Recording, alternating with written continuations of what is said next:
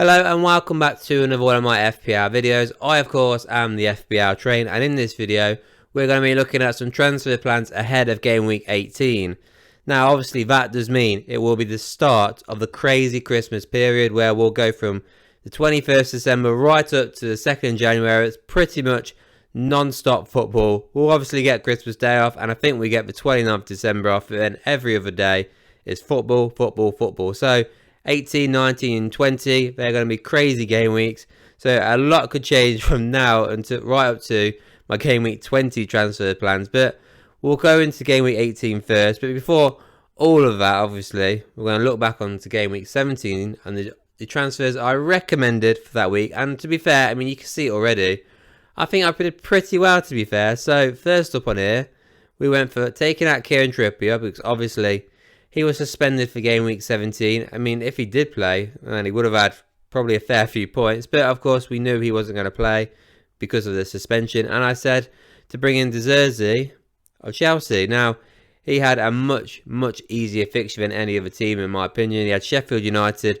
It was at Stamford Bridge. And I was always comfortable that he was going to get the clean sheet if he was obviously to play. He did play. He played 490. And of course, Chelsea won 2-0 quite comfortably. So a nice clean sheet there. I mean, I did think about recommending possibly Thiago Silva, but because of the crazy run we're going to have over Christmas, I don't know if he might get rotated just because of his age. But if you did go for Thiago Silva, obviously you had even more points because he obviously got the bonus points on top. So he ended up with 8 points rather than 6.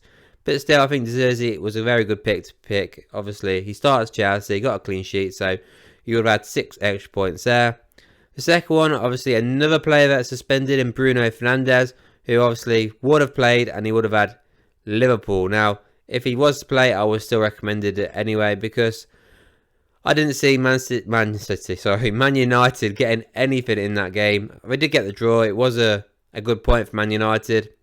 I mean, they didn't play well, but they still got the point. But either way, Fernandes did not play in that game, so that's why I recommended to get rid of him. Plus, United aren't exactly great anyway. And I recommended bringing in Phil Foden, who did get you 5 points this game week. He got that assist in the game. It was a great pass into Jack Grealish at the start. You're thinking straight away 1-0. He's got the assist. He could get a bag full of points. It wasn't to happen, I'm afraid. He only got the 1 assist really, so he got 5 points. And he gave away the penalty right at the end. But either way, he still got an assist. So he got a return. So 5 points there. So if you did get him in, you'd be happy about that. And the final one, of course, was Erling Haaland. It was the big one. Is he going to be fit? Is he not going to be fit? He wasn't fit to play against Crystal Palace. So if you did take him out, you got lucky there. Because obviously, if he did play, I think you were cacking it. So he didn't play, so you got nothing from Haaland. And obviously, I recommended bringing in Dominic Solanke of Bournemouth, who had Luton. Now, obviously, with the circumstances that happened, we don't know what's going to happen with these points as of yet. But for now, he did get the goal against Luton before with what happened with Lockyer. Hopefully he's going to be alright. Looks like he will be, thankfully. But yeah, he got the goal, so he got 6 points at the minute. Obviously, since then, the Premier League or Fantasy Premier League have announced that they're going to leave Game Week 17 open for now. So it's going to be interesting to see what they do. I do think they'll possibly keep the points and then they'll just replay the game, perhaps. But I could be miles out, I could be wrong. They could just take the points off altogether. But for now, it is 6 points. And even then, if it's 0 points, Bournemouth are looking good. Solanke is playing in unreal form right now. And their fixtures are not too bad at all going forward. So I still think that's a great transfer to bring in. So out of all 3 of them, to get all 3 right, for once, I'm impressed. So then let's talk about the first transfer I've got here, and it might come a bit of a shocker. So it's Tsimikas out for Torres. Now, the Torres one makes sense, but the Tsimikas one might come out as a surprise for quite a few of you. Now, he's currently valued now at 4.9 million, so if you got in early on him, like say I did, and you got rid of him now, you get some value out of him, so that's a positive. The reason though why I think we should get rid of Tsimikas out of our teams is this. So, game week 18 he's got Arsenal. Will he play that game? I think he will. 19's Burnley away. I don't think he's playing that. I think he's getting dropped for Gomez. 20's going to be Newcastle. I think he will start that. 21's Bournemouth. I don't think he's going to start that. So out of the next 4 fixtures, I think he'll start the 2 tough ones. And then game week 21, after that, you're looking at the end of January. Now, Robertson's scheduled to be back in January, so after game week 21, I expect Robertson to be playing again for Liverpool, so that's going to be a major issue. He could come back even earlier than that. He could come back for game week 21 against Bournemouth. So again, he won't be playing that, or he'll get subbed up early. You won't get a clean sheet out of Tsimikas, and you'll have Robertson playing in game week 21. That is not good at all. So you're looking at your next 2 games with Tsimikas just being Arsenal and Newcastle. Are you going to get many points out of that? I don't think so.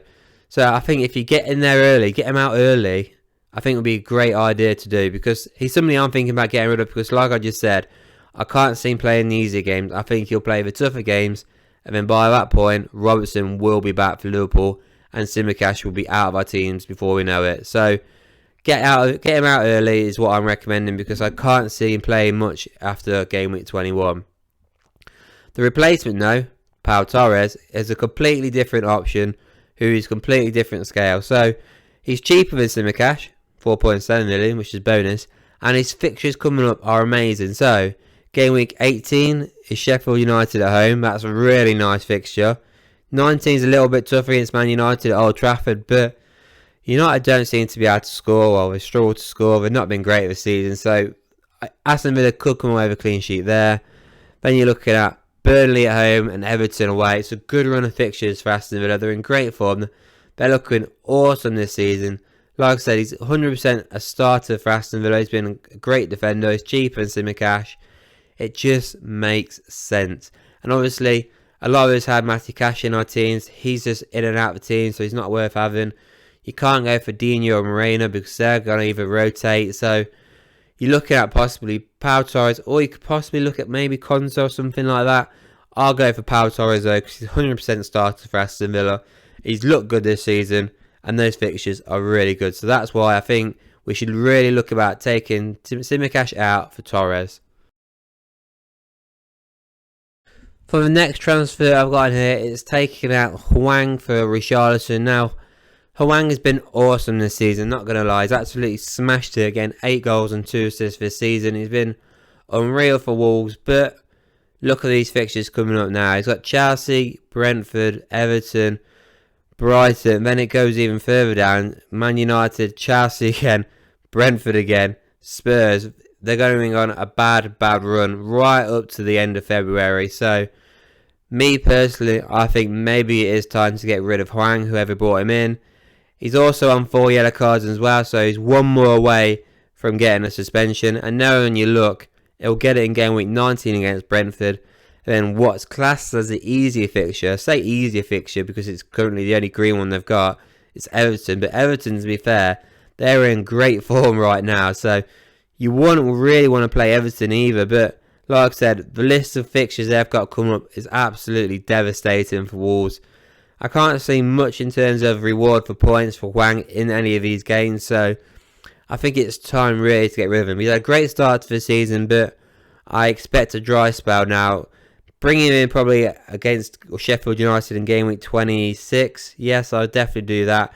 I'm having probably towards really the end of the season. He's got great fixtures then, but right now it's time to get rid of him because Wolves' fixtures are not good at all. So yeah, he's on 4 yellows, he's got bad fixtures. He's somebody you've got to take out your team really. And the replacement is Richarlison. He's in great form right now for Spurs. He's just gone up in price last night to 6.7 million. Obviously, he smashed it against Forest, smashed it against Newcastle. He's played up front as well. That's important to note. He's not been playing left wing. He's been playing up front in the middle rather than Son. So he's basically playing the striker role. He's done well in the last 2 games. So something really to consider. He's really cheap as well at 6.7 million. That's a really good value for him personally. He's just a bit higher than obviously Gordon, but he's looking good. Now Everton at home against his former team, that's going to be an interesting game. Could go one of the 2 ways. Everton are in great form. Richarlison's in great form, so something's got to give in that game. He does have a slightly tougher game against obviously Brighton in game week 19, but Brighton, they're just conceding goals left, right and centre. They're a tough team, but they concede goals. So, not the worst fixture. And it's Bournemouth in 20. You could score in that game, possibly. But yes, it is a little tougher in 21. Obviously, going up against Man United. But those fixtures aren't too bad really, and he's only 6.7 million in a team where he'll be playing possibly up front in the middle. I don't think that's something to ignore, because obviously now Brennan Johnson, we don't know how long he's going to be out for, so I suspect that Richarlison could be playing up front in the middle sometime possibly. Obviously that could change, anything could happen in the next 3 game weeks, because obviously there's so many games coming up. So yeah, I do think for at least Hwang anyway, Richarlison would be a great way to go forward, something different as well. Obviously nobody wants to go for the same players, I know a lot of people got the same, but yeah, I do think Richarlison could be a decent differential to go for. But you know what, he's a bit like Núñez really, he's hot and cold. When you get him, he's terrible. When you've not got him, he just seems to smash it. On to my final transfer here, and it's taken out Darwin Núñez for Ollie Watkins. Now, I own both of these guys now, but boy do I regret bringing in Darwin Núñez. Oh my god, he has been terrible. So I brought him in game week 14 for the Fulham game, because after that, Liverpool's fixtures, they looked really good. And he's given me 1 assist and about half a dozen yellow cards. He's been shocking, absolutely terrible.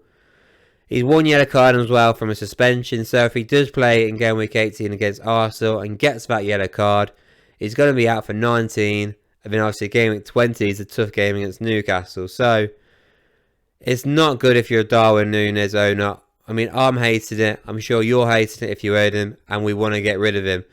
Now, if you don't have Ollie Watkins, get Ollie Watkins, because he's such a better player than Darwin Núñez. 1000% better. And Ollie Watkins' fixtures coming up are so much better, 1,000 times better. You've got Sheffield United in game week 18. Now, I don't know about anybody else, but he's going to be my captain for game week 18 because I'm expecting goals. So he's got a great fixture there. 19 looks tough on paper against Man United, but Man United can concede goals. Then he's got obviously Burnley and Everton 20 and 21. So he's got good fixtures coming up, Ollie Watkins. So definitely somebody you've got to get in your team if you don't have him. And Darwin Núñez, if you have got him, you got to get rid of him because he is a hard player to have, honestly. I swear, when you have him, he's terrible, but when you don't have him, he'll smash it. That's the kind of guy he is, but yeah, awful signing for me. But yeah, so that's it then for this video. Those are the transfers I'm recommending for game week 18. Obviously, it's not going to be more than 3 transfers. There's no point recommending so many because there's so many games coming up in the next few weeks with the Christmas period. So realistically, I'm going to keep these videos short because lots can change in game weeks 18, 19 and 20 with the quick turnaround of fixtures. Let me know what you think of these transfers. Let me know what transfers you're thinking about doing for game week 18. Please don't forget to like this video and hit that subscribe button, and I'll see you all on the next one.